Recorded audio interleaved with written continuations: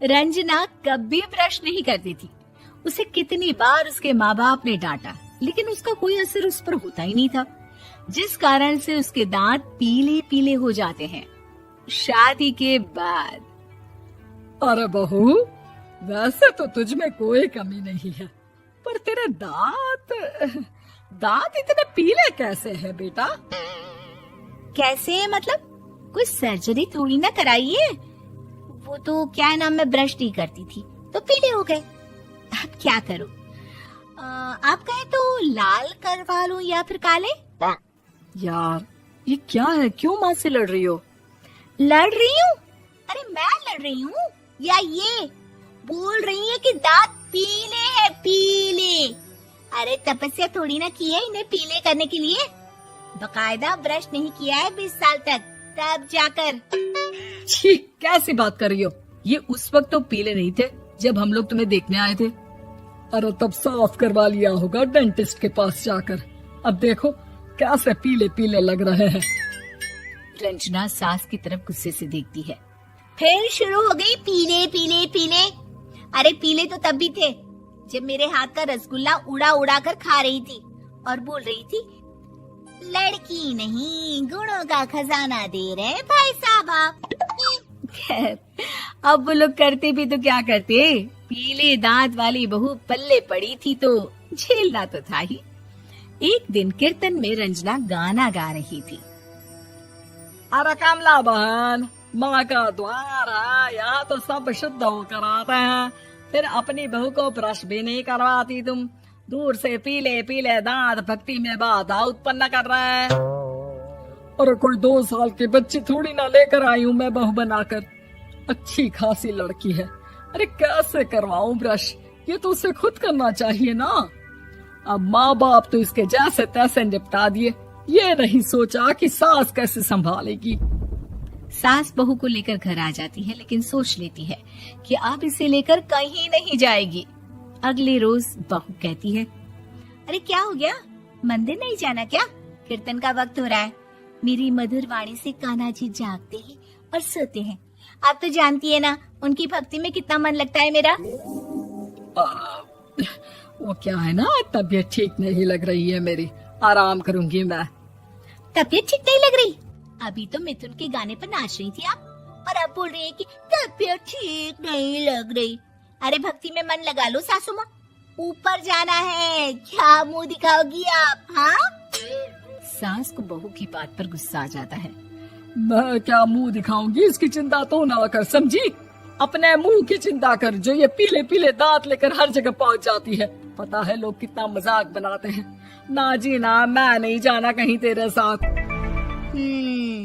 तो ये बात है, कोई ना, मत जाओ, मैं अपने कमरे में ही बैठकर भक्ति कर लूंगी। ऊपर वाला दांत थोड़ी ना देखता है, मन देखता है, भावना देखता है। और अरे बस बस, तू सब कुछ दिखा, बस ये सफेद चमकदार दांत ना दिखाना किसी को, है? जा यहाँ से। बहू को सास की बात का कोई फर्क नहीं पड़ता, वो तो जैसी थी वैसी ही रह जाती है।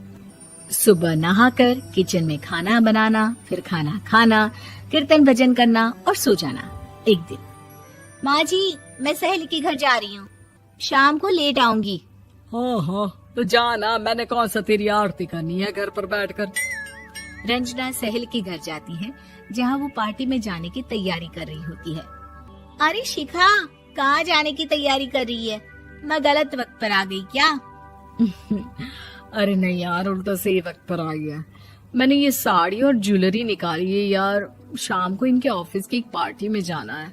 बताना कैसा लग रहा है ये सब? नहीं यार, इस ड्रेस के साथ तो वो वाली ज्वेलरी अच्छी लगेगी। हाँ हाँ सही बोल रही है, मैंने ध्यान ही नहीं दिया। वैसे तो हमेशा से मस्त फैशन सेंस रखती है। तो बड़ा जाती होगी ना पति के साथ पार्टी में। रंजना कुछ नहीं बोलती, बस सोचती है कि यार काश ये बात सही हो जाती, पर मैं क्यों नहीं जाती पार्टी में? क्या इन लोगों की कोई पार्टी होती नहीं होगी? रंजना घर आती है और रात में पति से सवाल करती है, एक बात बताइए, आप मुझे किसी पार्टी में क्यों नहीं ले जाते? क्या आपके यहाँ ऑफिस में पार्टी नहीं होती? पति बेचारा क्या कहता कि दांत पीले हैं तुम्हारे इसलिए। अरे कोई पार्टी होती नहीं हम लोगों के ऑफिस में, तो कहाँ से लेकर जाऊं? और मार्केट, मॉल, कहीं वीकेंड घूमना, कहीं तो। अरे यार, सारे हफ्ते में एक छुट्टी मिलती है, तो सोचता हूँ कि आराम ही कर लूं। क्यों? रंजना मन मार के रह जाती है। पहले कभी सास के साथ मंदिर जाया करती थी, लेकिन वो भी सास ने ले जाना बंद कर दिया। घर बैठी बैठी रंजना बोर हो जाती है। तभी उसे आइडिया आता है और वो मायके जाने का सोचती है। सासू माँ, 2 दिनों के लिए मम्मी के घर जा रही हूँ। अच्छा ठीक है, आराम से जा। और हाँ, माँ से कुछ अच्छी आदत सीख कर आना कि कैसे शरीर के हर भाग की तरह दांतों की सफाई भी जरूरी होती है, समझी? शुरू हो गई ना आप। वो लोग आपकी तरह नहीं है कि छोटी छोटी बात का बतंगड़ बना दे। उन लोगों के लिए मैं मायने रखती हूँ, ना कि मेरे पीले पीले दांत। रंजना माँ को बिना बताए उन लोगों को सरप्राइज देती है, लेकिन जैसे ही वो दरवाजे पर पहुँचती है, अंदर देखती है कि घर वाले कहीं जा रहे होते हैं। अब माँ, काश रंजना दीदी के दांतों वाली प्रॉब्लम नहीं होती, तो वो भी हम लोगों के साथ चलती ना बुआ जी की बेटी की शादी में। हाँ बेटा, लेकिन अब उसे कौन समझाए कि उसको उसके पीले दांत नहीं दिखते, लेकिन उसके आसपास के लोगों को कितना एम्बैरेसिंग फील कराते हैं। मुझे तो कितनी बार उसके स्कूल की टीचर ने शिकायत की कि उसके साथ कोई लड़की बैठना भी नहीं चाहती, और ना ही कॉलेज में कोई उससे बात करना चाहता था। लेकिन पता नहीं क्यों उसे ये बात समझ में ही नहीं आती। कोई कमी नहीं है उस लड़की में, बस यही कि दांत पीले हैं। वो तो भला हो जीजाजी और उनकी माँ का, जो दीदी को जैसी है वैसे ही रखा हुआ है। रंजना को अपने घर वालों की बात सुनकर बहुत दुख होता है। वो सोचती है कि वो क्या करे, लेकिन फिर वो सीधा डेंटिस्ट के पास जाती है, अपने दांत चमकाती है और कसम खाती है कि वो रोज ब्रश करेगी। अरे क्या हो गया? तुम तो 2 दिनों के लिए गई थी ना, पर कोई ना, अच्छा है, चलो आ गई तो। रंजना सास के सामने आकर खड़ी हो जाती है और पूरी स्माइल करती है, उसके चमकदार दांतों को दिखाती हुई। चले मंदिर। माँ, मुझे माफ कर दीजिए, मैंने आप लोगों को बहुत एम्बैरेसिंग फील करवाया। मैं आज से रोज ब्रश करूंगी।